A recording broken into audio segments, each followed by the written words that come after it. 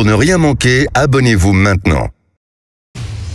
Sud Radio Parlons Vrai chez Bourdin, 10h30, 12h30, Jean-Jacques Bourdin. Il est 10h46, regardons la situation politique avec Pascal Perrineau, politologue, professeur à Sciences Po. Pascal Perrineau, bonjour. Bonjour. Merci d'être avec nous. Alors, motion de censure repoussée, 9 voix, réforme des retraites adoptée, Conseil constitutionnel saisi en urgence par le gouvernement, il a 7 jours pour se prononcer. Parallèlement, le Conseil constitutionnel doit aussi se prononcer sur la demande de référendum d'initiative partagée. C'est la situation. Emmanuel Macron reçoit Elisabeth Borne ce matin. Demain, il va s'exprimer sur France 2 et TF1 à 13h. Est-ce qu'il est en train de chercher une issue de secours ?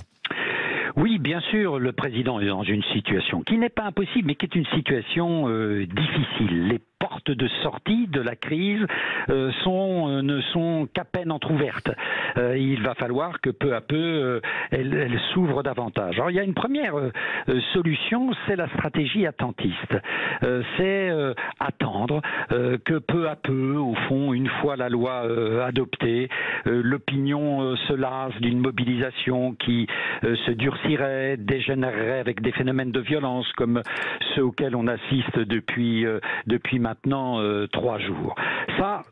Ça a été souvent le cas en ce qui concerne les réformes des retraites. Les réformes des retraites n'ont jamais été populaires et l'exécutif, qu'il soit de gauche ou de droite, jouait un peu la montre.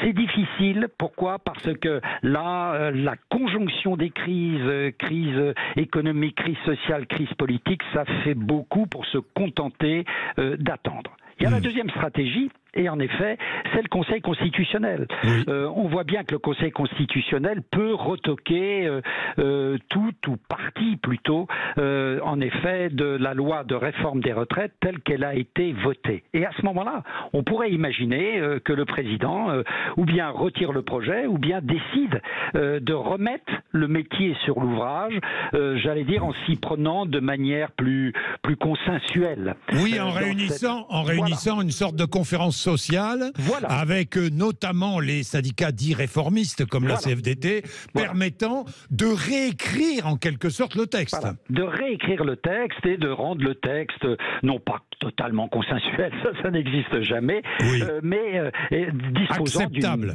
Acceptable. Ça, c'est une deuxième solution. Une troisième solution, c'est davantage l'affrontement. Attendre, mais assez vite, prendre à témoin l'opinion publique.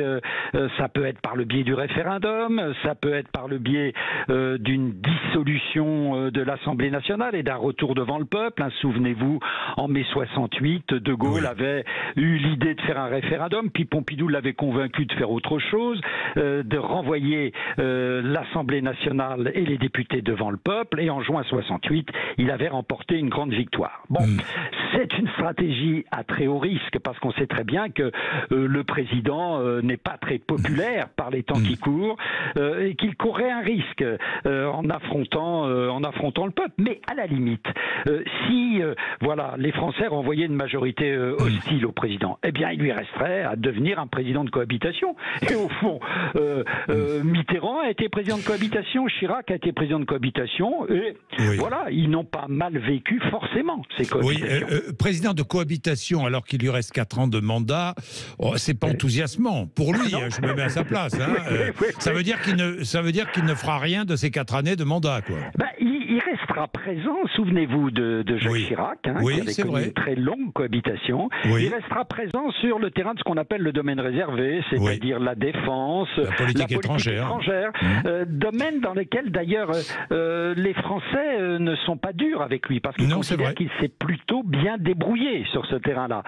Donc ça, c'est une issue qui pourrait être une issue dans le cas où la mauvaise humeur continuerait. Et puis, d'autre part, s'il y avait des législatives anticipées, est-on sûr qu'il y aurait une majorité claire contre le président ? Ça n'est pas si évident que cela. Alors justement, Pascal Perrineau, vous mettez le doigt sur un point qui, je trouve, n'est pas tellement souligné dans les discussions, dans toutes les analyses qui sont faites actuellement sur la situation politique, Pascal Perrineau, c'est que nous vivons une crise politique. Pourquoi ?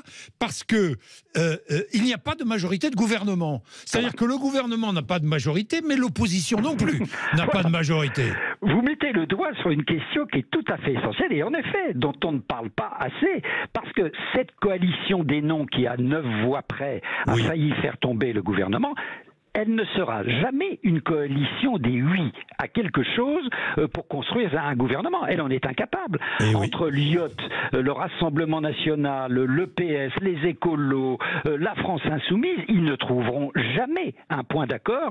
Et on peut très bien avoir des législatives où personne n'aurait de majorité et peut-être même pas la majorité relative dont aujourd'hui le bloc macroniste dispose. Oui, c'est vrai. Dernière chose, Pascal Perrineau, Jean-Luc Mélenchon, qui sent bien, qui a peur que finalement ce mouvement de colère lui échappe. Jean-Luc Mélenchon, disons clairement les choses, Jean-Luc Mélenchon veut continuer le combat dans la rue et appelle à une censure populaire. Ça veut dire quoi, à votre avis ? Ça ne veut pas dire grand-chose, mais là, on voit bien, si vous voulez, ce qui se cache derrière. C'est-à-dire le rêve de Jean-Luc Mélenchon et des femmes et des hommes qui le soutiennent, le rêve d'une démocratie qui serait une démocratie dans la rue. Au fond, ils ne croient pas dans la nécessité et dans la légitimité d'une véritable représentation. Pour eux, le peuple, mais que veut dire le peuple dans ce cas-là ? Le peuple est plutôt dans la rue. C'est la stratégie, éventuellement de force, il a utilisé le terme, qui l'emporte sur la paisible stratégie élective. C'est les vieilles lunes de l'extrême gauche française qui considéraient au fond que la démocratie c'était une démocratie formelle et que ça ne valait pas, en tout cas, ce qu'ils appelaient la démocratie réelle de la rue. C'est extrêmement dangereux et cela peut déboucher sur une stratégie de tension et pourquoi pas sur une stratégie de violence. On le voit tout de même dans les rues de Paris et de grandes agglomérations depuis 2 ou 3 soirs. Merci Pascal Perrineau pour cette analyse. Merci beaucoup. Ça vous fait réagir, évidemment, 0826 300 300. Vous n'hésitez pas. Vous donnez votre avis. Témoignage. On parlait de pénurie de carburant tout à l'heure. Témoignage d'Olivier. Olivier que nous retrouvons, qui est boucher, qui est, rappelons-le, dans l'Hérault. Bonjour Olivier. Oui, bonjour Monsieur Bourdin, vous allez bien ? Oui, ça va Olivier. Tiens, un jour je passe vous voir, Olivier. Vous êtes à Gijan, c'est ça ? Ouais, la boucherie à la Frontignan et j'habite Gijan, ouais. Ah, d'accord, à Frontignan. Allez, ce matin, vous avez fait la route Frontignan-Marseille. Ouais. Et vous avez trouvé de l'essence. Partout. J'ai même mis mon plein. Alors ce matin, j'ai mis mon plein à 5h30 parce que je pars de bonne heure. Oui. À 1,75 €. Ouais. La station, aucun manqué. Et puis là, sur la route, l'autoroute, à aucune station, il y a de rupture, il n'y a rien du tout. Et là, je fais Marseille-Nîmes et je peux vous garantir que si vous voulez mettre de l'essence, vous pouvez mettre de l'essence à plusieurs endroits. Ouais. Donc je ne comprends pas pourquoi certaines personnes créent cette polémique en disant allez faire le plein, on va être en rupture. Je pense qu'on a encore de la souplesse. Oui, on a encore de la souplesse, il y a encore des réserves. Et moi, j'ai Frontignan à côté où il y a les réserves. Oui. Et oui, il bloque l'espace d'1 heure et ça se décante. Donc oui, ça met un peu plus de temps peut-être les chargements, mais ça bouge. Nous, les stations, il n'y a aucun manqué nulle part, quoi. Bon, merci pour votre témoignage, Olivier. Merci. Avec plaisir, bonne journée à vous. Avec plaisir, bonne journée. Il est 10h55. Vous êtes sur Sud Radio. Vous témoignez 0826 300 300. Les analyses, les explications, les faits, les analyses, les explications. Et ensuite, nous passons aux commentaires qui viennent après. Et pendant 1 heure, dans quelques minutes, nous allons ouvrir un débat autour des carburants fossiles, autour des moteurs thermiques. Pourquoi ? Eh bien parce qu'en 2035 en Europe, théoriquement, parce que l'Allemagne bloque pour l'instant, nous allons faire le point, où en est-on ? Fin des moteurs thermiques essence diesel en Europe en 2035. Est-ce raisonnable, possible, nécessaire ? Le débat est ouvert, vous allez vous mêler au débat. 0826 300 300 avec tous nos invités pendant 1 heure. Il est 10h56. Merci de nous accompagner.